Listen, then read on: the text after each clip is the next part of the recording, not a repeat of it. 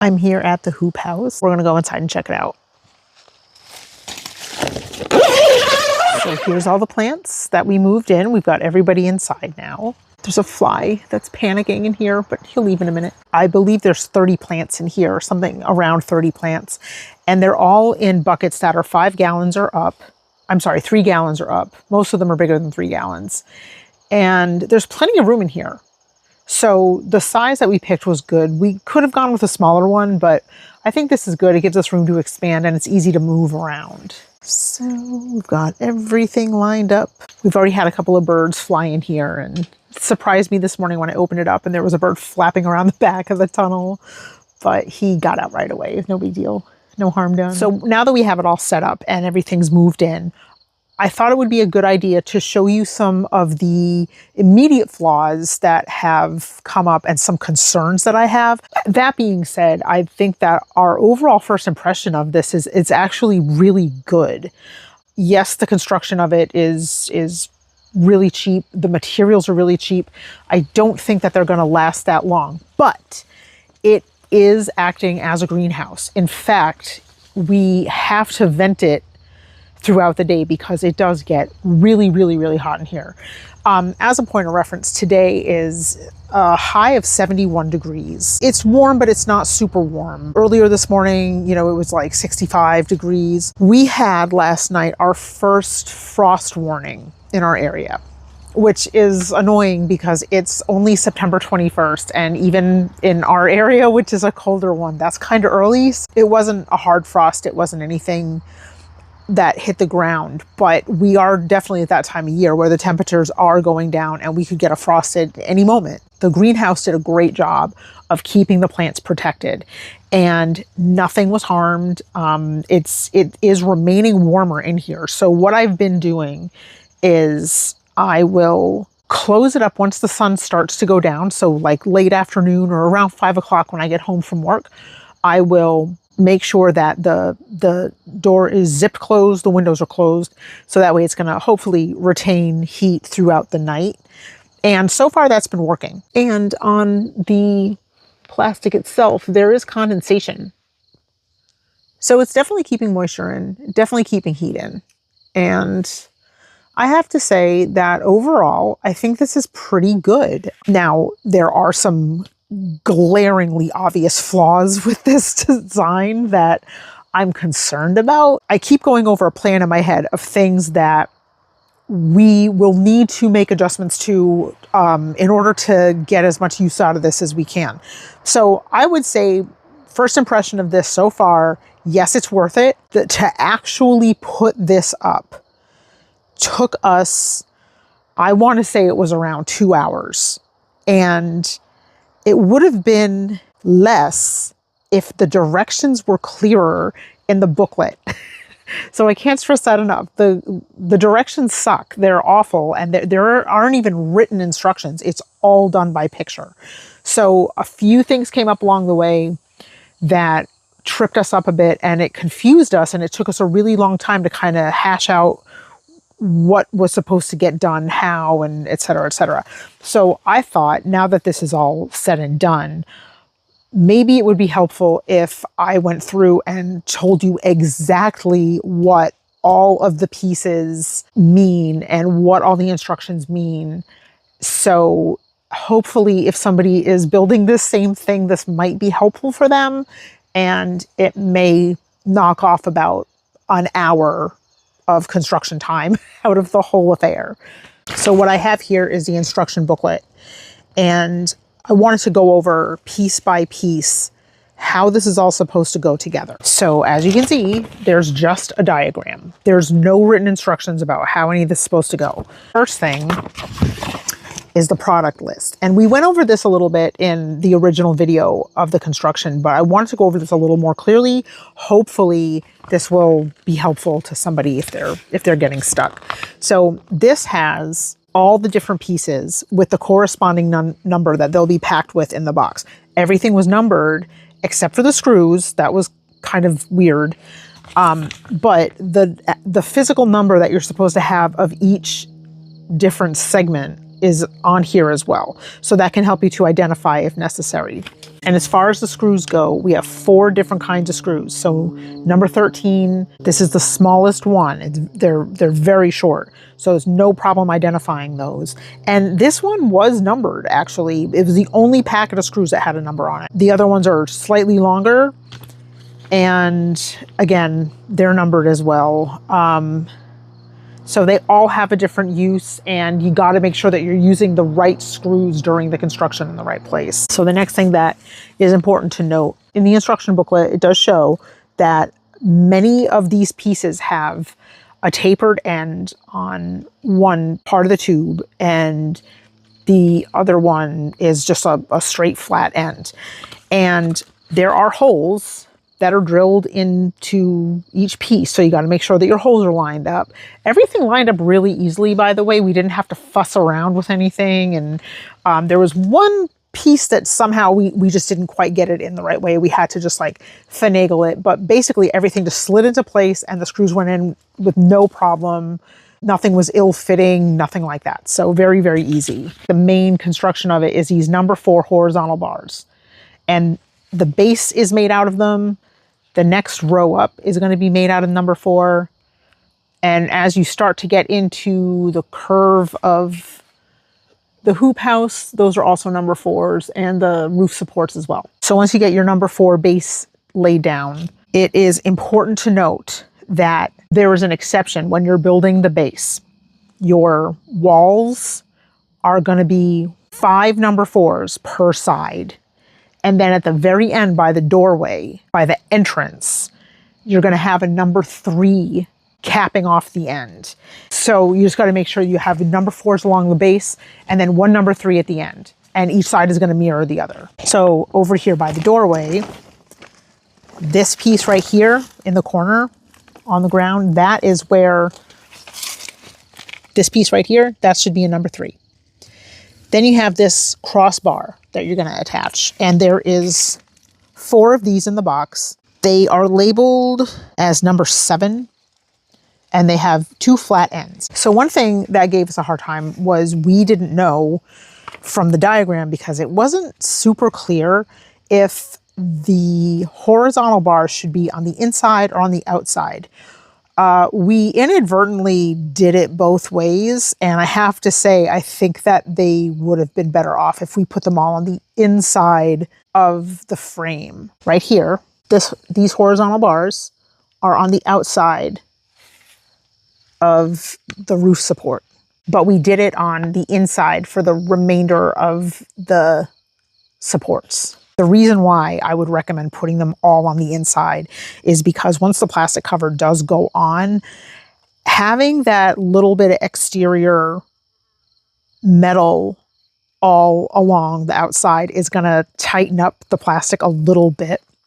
So maybe I would recommend keeping it all on the inside. And I think it's going to be less likely to rub up against the plastic and potentially rip it. So again, keep all your horizontal supports on the inside of the tunnel. And I think that that would have been a better approach if we had done it that way. But that being said, it still works. So the construction's the same, except in that one little area. Before we built in the supports here with these diagonal brackets, we had to install these vertical supports, and one side of the tent is all going to be rod number 2, and then the other side is all going to be number 1.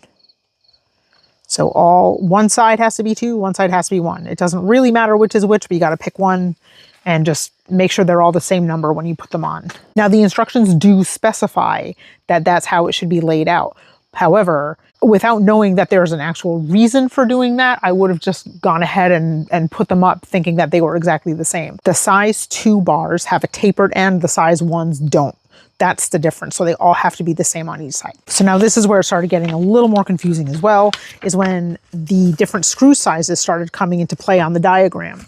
So it is really simple to figure it out. It just took us a few minutes to kind of decipher what we were reading. So basically, just make sure that diagram A is showing you to use packet number 16, and diagram number B is also showing you to use number 16, whereas diagram I is showing you to use screw number 15. So just make sure that you're using the right ones.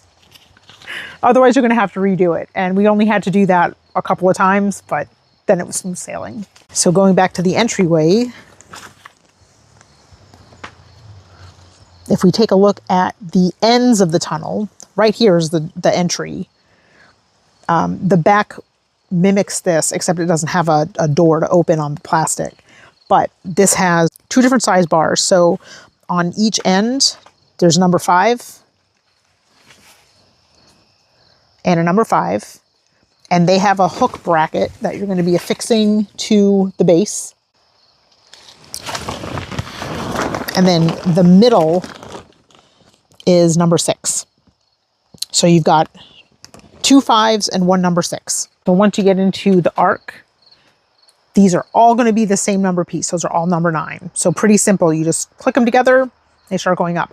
It is very helpful, we found, if you attach a hoop in completion so it stops it from kind of wobbling around on you. But just click them together and move down the row and it goes really, really quickly. And again, the diagram will tell you that you need to use screw number 16 and 15, and it'll give you a corresponding letter in the directions where you're going to attach it. And then the last part was this straight across bar here, and that is just at the front and the back of the tunnel. And that is number 11. There's only 2 of these in the box, so pretty straightforward. You just screw them on and they're ready to go. Then we just went through and tightened up everything with a ratchet, and it really didn't take very long at all. I was very intimidated at first at the number of pieces. I thought it was going to take forever to assemble this. Turns out it didn't. It went super fast, and even if it had only been a 1-person job, I think it could have gotten done, and it could have been done pretty quickly too. I think it was a little bit smoother with 2 people because it helped to have 1 person hold pieces up as needed here and there. But if you're doing it alone, you can probably get it done anyway. It was that simple. After that, the plastic goes on and the tunnel is enclosed and complete. Pretty simple. Now that it is all done, I have some thoughts on some things that could really use some obvious improving, and we may have to make some adjustments in order to get this to last us for a little while. So the first thing to point out is the zippers. As expected, these are really, really cheap zippers, and it's probably not going to last that long. I think maybe the first thing to go, I'm guessing, is going to be one of these zippers. They can be a little tight at times to close it up. It seems like now that it's been up and we've been opening it a little, the plastic is sort of becoming a little bit more forgiving. So maybe that's part of it, but it still is a cheap zipper and it's probably not going to last very long.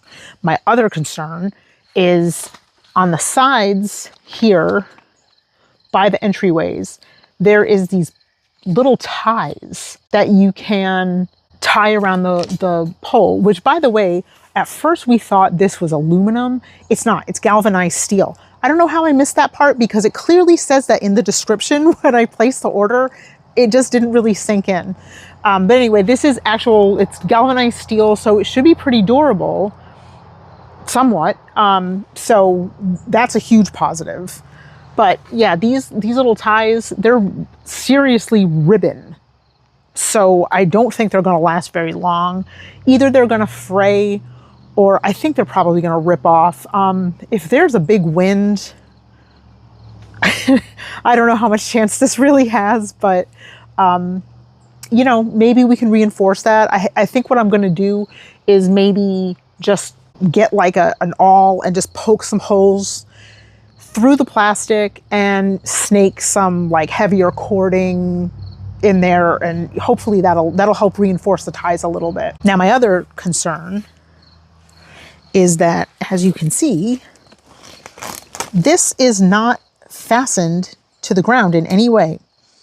The metal frame isn't, and the plastic barely touches the ground as it is. So I was under the impression that the idea was the plastic would be long enough that you could wrap it underneath the metal frame, which it's not. And, you know, or you could weight it down, or you could stake it into the ground in some way. And it turns out that it looks like you really can't. It's not long enough. So that is a concern. I have seen in other reviews of this same tunnel, People that had raised beds inside of their tunnel, they used that to bolt the plastic to and sort of secure it a little bit better. That's a really great idea. Unfortunately, we don't have raised beds in here, so we had nowhere to attach it. And the recommendation in the instructions is also that you dig a ditch around the base that you can set the base on and then cover it back up with dirt to help secure it. I think that's kind of a crazy idea. For one, I was not looking to dig like, a moat for my greenhouse. But the other thing is that it's only like 6.5 feet tall. It's not that tall. So in order to secure it by digging a hole in the ground, I would have to bury this by like a significant amount and I'd lose a lot of height. So for me, it's fine. I'm only 5'2", but if you're, tall, then that's going to be an issue. So I thought that was kind of a crazy suggestion, and we certainly didn't do that. But I don't have a lot of confidence that this will stay put if there is a really big wind. So I'm going to work on something to anchor it to the ground.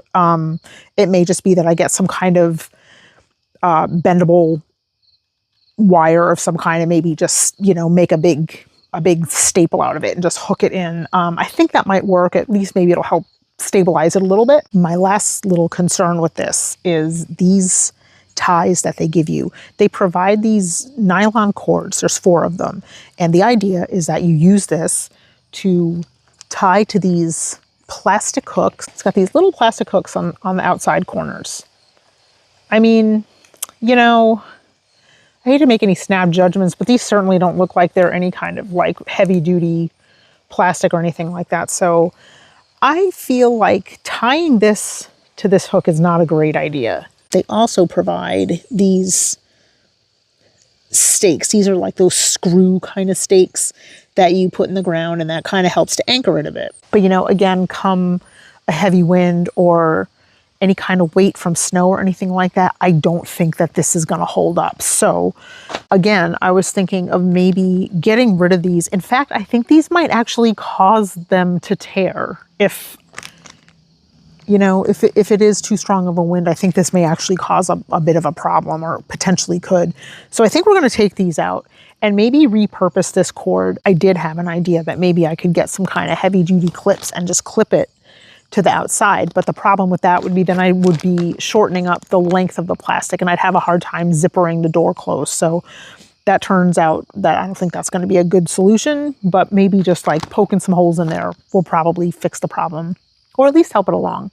So now the sun's starting to go down, and I'm going to go ahead and close up these windows because we're not going to need to vent anymore. And those close up really easily. It's just a Velcro closure. So you just pull the ribbon down and it'll just unfold, and it should be good to go. I have seen other people saying that the mesh that covers the windows is not very durable. So I have to be on the lookout for that I can expect to get some tears out of them too. Okay, so far that's all that we've seen. It has held up to some much cooler temperatures at night so far. And hopefully it's gonna get us to at least till the first frost. I think it certainly should. And we'll see how much longer it goes after that. So we'll keep you updated and we'll go from there.